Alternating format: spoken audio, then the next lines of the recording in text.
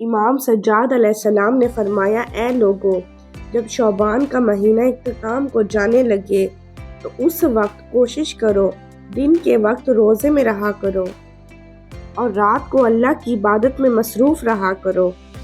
کیونکہ ایسے ہی رمضان قریب آتا ہے اللہ اپنی رحمتوں کے دروازے کھول دیتا ہے اور یہ حکم نافذ کر دیتا ہے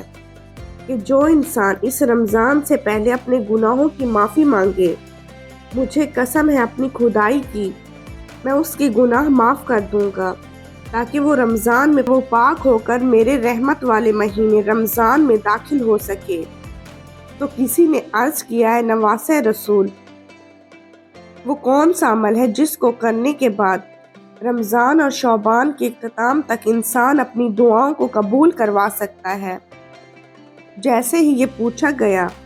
تو نواسہ رسول امام سجاد علیہ السلام نے فرمایا،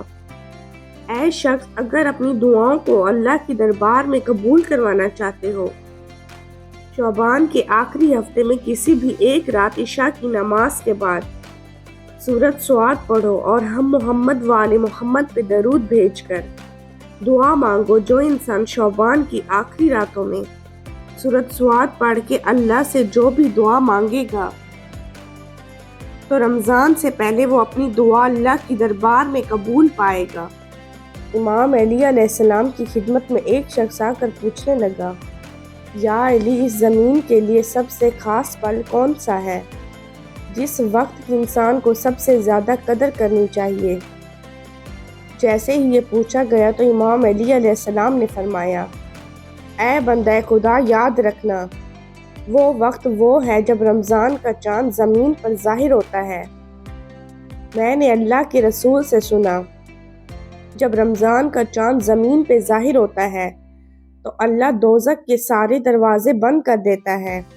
اور جنت کے تمام دروازے زمین کی طرف کھول دیتا ہے۔ ان دروازوں میں سے ایک دروازہ غیبی امداد کا ہے جس سے وہ فرشتے نکلتے ہیں جن کا ماتھا کافور کا ہے۔ پھر اللہ ان فرشتوں سے فرماتا ہے کہ جاؤ زمین پہ میری رحمت برساؤ اور ہر ایک انسان سے مخاطب ہو کے پوچھو کہ وہ اپنے لیے کیا چاہتا ہے۔ اللہ کے وہ فرشتے جن کا چہرہ کافور سے بنا ہے، وہ اپنے ساتھ 70,000 فرشتے لے کر آسمانوں سے زمین پر پہنچتے ہیں اور انسان کو مبارکباد دیتے ہیں کہ تمہارے خالق نے تمہارے لیے اس مہینے کو منتخب کیا تاکہ تم اللہ کی عبادت کر سکو، اپنے گناہوں کی معافی مانگ سکو،